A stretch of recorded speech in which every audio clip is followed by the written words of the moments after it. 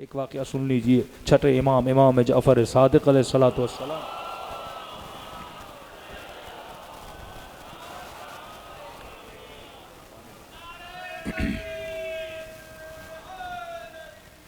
یا اللہ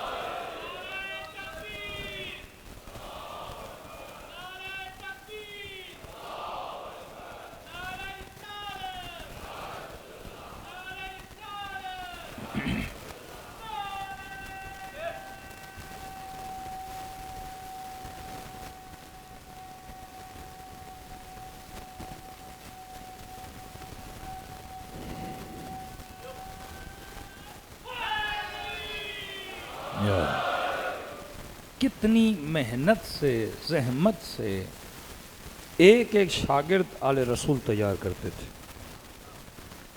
اور اسے بصیر بناتے تھے، کیونکہ جب وہ درس دیتے تھے تو سننے والے بہت ہوتے تھے. یہ نہیں کہ مسجد کوفہ میں امیر المومنین خطبہ دیتے تھے لوگوں کی کمی ہوتی.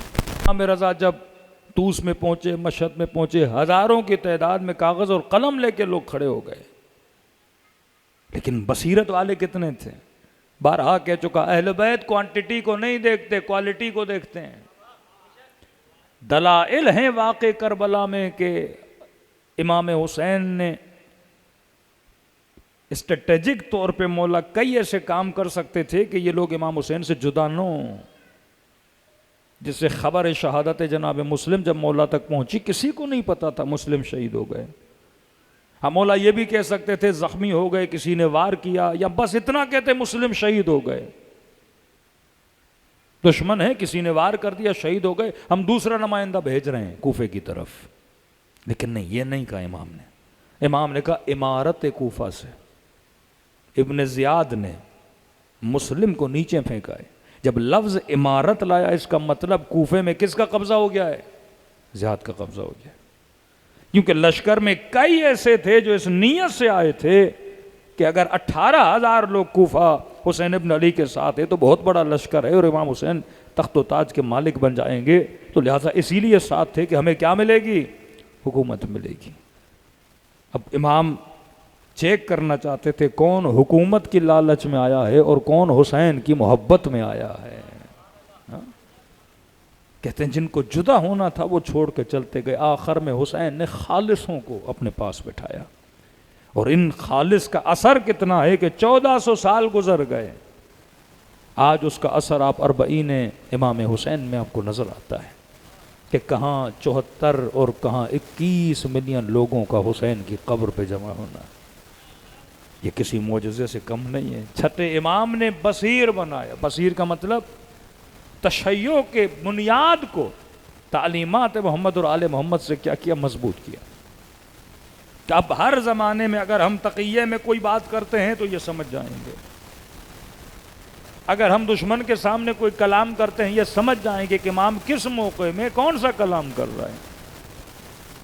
کئی ایسے خشک مقدس تھے جو امام رضا کو یہ کہتے تھے الیاذ باللہ کہ ان کے آباء و اجداد نے کسی حاکم کے پاس نہیں گئے اور ہمیشہ حاکموں کے خلاف کھڑے ہوئے، اور یہ یہاں سے چلے گئے اور حاکم کے ولی ہے. جب امت امام سے زیادہ خود کو مستقبل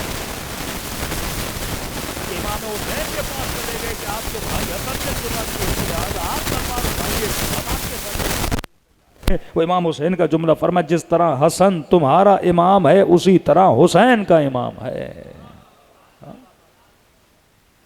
کئی ایسے جذباتی لوگ تھے، جناب زبیر جیسے جب سیدہ کے گھر پہ حملہ ہوا تو تلوار نکال کے آگے بڑھے. ابو ذر کتنا صاحب ایمان ہے، لیکن ابو ذر کی بصیرت جناب سلمان فارسی جتنی نہیں ہے کہ کہا کہ سلمان ڈر گئے، علی پہ حملہ ہوا، گھر پہ حملہ ہوا اور آپ تلوار نہیں نکال رہے. تو جناب سلمان نے کہا ابو ذر یہ بتا تو زیادہ بہادر ہے یا علی زیادہ بہادر ہے؟ تیری تلوار زیادہ چلتی ہے یا علی کی ذوالفقار زیادہ چلتی ہے؟ کہ میری نگاہیں علی کے ہاتھوں پر ہیں، اگر علی تلوار نکالتا ہے تو سلمان بھی تلوار نکالے گا، لیکن میں تقدم نہیں کروں گا اپنے امام پر.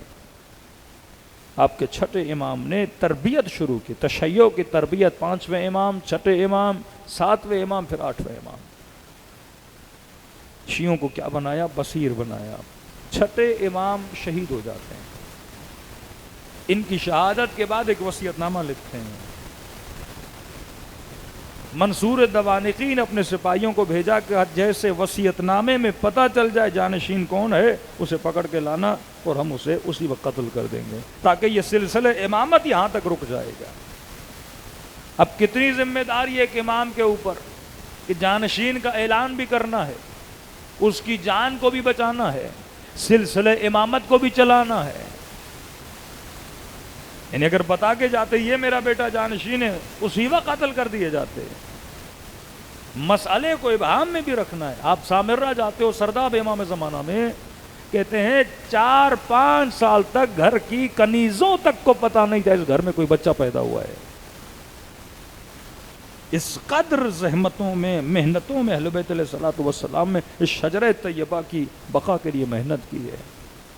ایک ایک فرد نے خون دیا ہے.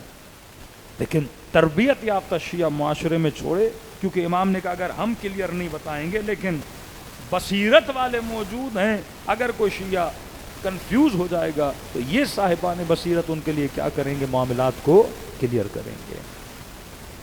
منصور دوانقی کے سارے سپاہی دربار امام میں موجود ہیں. ملا شہید ہو گئے. وصیت نامہ پڑھا جا رہا ہے کہ جیسے پتہ چلے کہ کون ہے جانشین اسی وقت لے کر آنا تاکہ ہم اسے سزائے موت دیں. یہ سلسلہ یہیں کا یہیں کیا ہو جائے؟ ختم ہو جائے. اب مولا وصیت نامہ پڑھنے لگتے ہیں. کون ہے آپ کا جانشین؟ تو چھٹے امام فرماتے ہیں میرے 5 جانشین ہیں. سارے پریشان. 5 جانشین.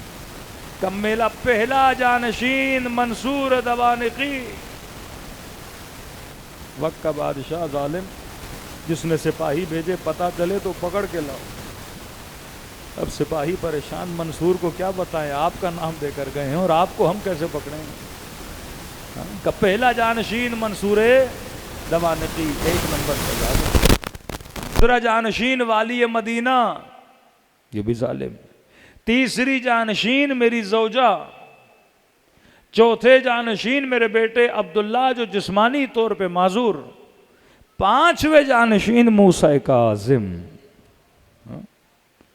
اب بتائیے آپ یہاں بیٹھے ہوں اور امام کا وہ خط پڑھا جائے کہ بھائی ہمارے 5 جانشین ہیں، کہ کوئی عالم مثلا شہید حسینی دنیا سے چلے گئے اور خط لکھ کر جائیں کہ جناب ہمارے 5 جانشین ہیں، اور مولانا پڑھ کے سنائیں کہ انہوں نے کہا ہے کہ میرا پہلا جانشین ضیاء الحق ہے.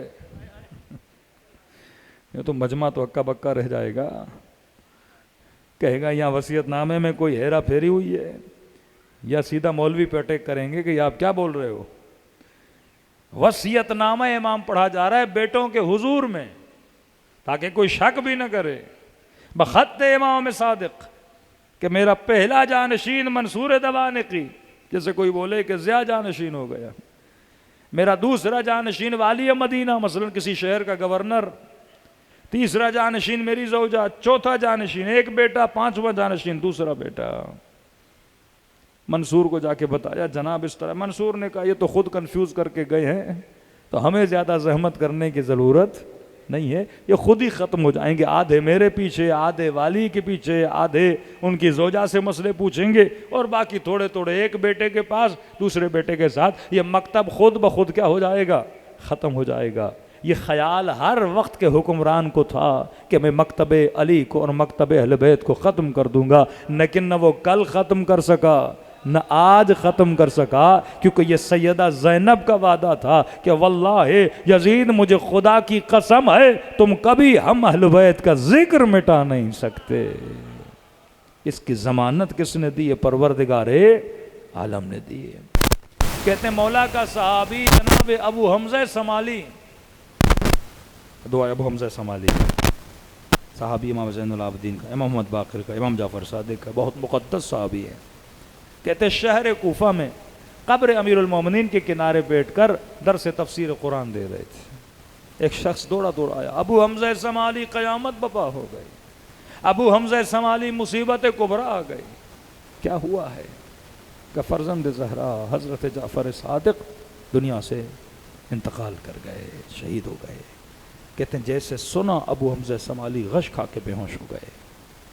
جب ہوش میں آئے پہلا سوال کیا جانشین کون ہے؟ کہ ابو حمزہ سمالی ہمیں بھی نہیں پتا، عجیب وصیت کی ہے کہ مجھے سناؤ۔ یہ وہ ہے جو صاحب بصیرت ہے، یہ وہ ہے جو معصوم کے رمز و رموز کو سمجھنے والا ہے، یہ وہ ہے جو کلام معصوم کو دریافت کرنے والا ہے، یہ مجتہد جعفر صادق ہے، یہ ان کے کلام میں تبحر رکھتا ہے۔ کہ یہ بتا کیا کہہ کر گئے؟ کہ کہہ کر گئے پہلا جانشین منصور، والی مدینہ، ان کی زوجہ، ان کے بیٹے عبداللہ، ان کے بیٹے موسیٰ کاظم۔ جناب ابو حمزہ سمالی نے کہا کہ الحمدللہ الذی ہدانا لہذا، خدا کا شکر ہے کہ انہوں نے حضرت جعفر کے ذریعے سے ہم شیعوں کی ہدایت فرمائی۔ کہ ابو حمزہ امت پریشان ہے اور آپ کہہ رہے ہیں کہ شکر ہے کہ ہدایت کی۔ کہ بندہ خدا یہ جانشینوں کے نام نہیں بتا رہے، یہ شرائط امامت کو بیان کر رہے ہیں۔ میں تو ان کی خدمت میں رہ چکا ہوں، اصول انہوں نے بتا دیے۔ امام کون ہو سکتا ہے اور کون نہیں ہو سکتا؟ کہ پہلی شرط امامت یہ ہے کہ امام عادل ہوگا، ظالم نہیں ہوگا۔ پہلی شرط امامت کہ امام کیا ہوگا؟ عادل ہوگا، ظالم نہیں ہوگا۔ کہ پہلے جو دو ہیں وہ تو ویسے ہی ختم ہو گئے، کیونکہ پہلا بھی ظالم ہے، دوسرا بھی ظالم ہے۔ نہ منصور عادل ہے، نہ والی مدینہ عادل ہے۔ دوسری شرط امامت یہ ہے کہ امام مرد ہوگا، امام عورت نہیں ہو سکتی۔ انبیاء بھی مرد ہیں جن کو کام ہدایت دینا ہے، مکتب کی ترویج ہے، وہ کیا ہوگا؟ جتنے بھی امام کلہم من قریش وہ سارے کیا ہوں گے؟ مرد ہوں گے۔ کا تیسرا جانشین جس کا نام لیا اپنی زوجہ، وہ بھی کیا ہو جاتی ہیں؟ اس فہرست سے مائنس ہو جاتی ہیں۔ پھر فرمایا شرائط امامت میں سے ہے کہ امام کے بدن میں ظاہری عیب نہیں ہوتا۔ وہ امام نہیں ہو سکتا جس کا بدن خدا نخواستہ شل ہو یا فلج ہو یا ہڈی ٹوٹی ہوئی ہو یا رنگ کے اندر کوئی مسئلہ ہو یا ایک آنکھ ہو ایک آنکھ نہ ہو۔ نہیں، امام کا چہرہ نورانی ہوتا ہے، امام کا بدن صحیح سالم ہوتا ہے۔ یہ شرائط امام میں ہے، جیسے شرائط امام جماعت میں ہے، اسی طرح شرائط امام میں ہے کہ امام کا بدن صحیح سالم ہوتا ہے۔ کہ یہ جو ان کا ایک بیٹا ہے وہ جسمانی طور پہ کیا ہے؟ معذور ہے۔ معذور کبھی امام نہیں ہوا کرتے۔ فرمایا باقی بچ گئے ایک، اور ان کا نام ہے موسیٰ کاظم۔ صلوات پڑھے مولا کی شان۔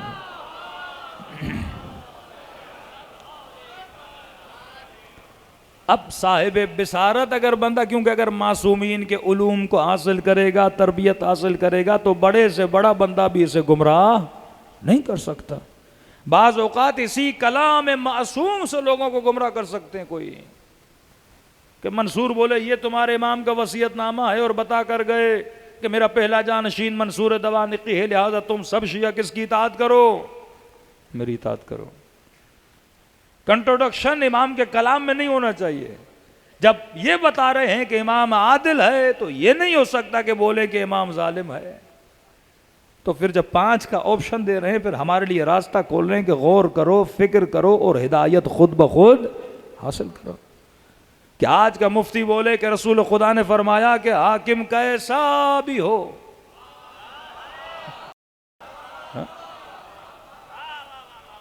بصیرت نہیں ہے۔ الملک لمن غلب، کہ جو بھی ملک پر قابض ہو جائے، یا اردو کی مثال دیں، جس کی لاٹھی اس کی بھینس کا اس کی اطاعت واجب ہے۔ بھائی کچے میں اگر ڈاکوؤں کی لاٹھی ہے تو وہاں ان کی اطاعت واجب ہے۔ کہ جس کا بھرم، جس کی حکومت، چاہے وہ حبشی غلام ہو، چاہے فاسق ہو، چاہے فاجر ہو، اس کی اطاعت کیا ہے؟ واجب ہے۔ اب کنٹروڈکشن کہاں آتا ہے؟ کنٹروڈکشن یہاں آتا ہے کہ اللہ ہر مسلمان کو یہ حکم دے، سورہ حمد میں یہ دعا مانگو۔ کون سی دعا؟ اہدنا الصراط المستقیم۔ مطلب وہابی بھی یہ دعا کرے، شیعہ بھی یہ دعا کرے، بریلوی حضرات بھی دعا کریں کہ خدا ہمیں کیا دے؟ ہدایت دے۔ ایک مرتبہ کہے کہ مفتی صاحب صبح کی نماز میں بھی ہدایت کی دعا مانگو، دوپہر کی نماز میں بھی ہدایت کی دعا مانگو، جمعے کی نماز میں بھی ہدایت کی دعا مانگو، تہجد میں بھی ہدایت کی دعا مانگو، اپنی وطر میں بھی ہدایت کی دعا مانگو، اپنی تراویحوں میں بھی ہدایت کی دعا مانگو۔ دوسری طرف کہے کہ اگر یزید جیسا بھی آ جائے تو اس کی اطاعت کر لو۔ کتنا بڑا کنٹروڈکشن ہے کہ ایک طرف کہے کہ ڈیلی آپ مجھ سے ہدایت کی دعا مانگ،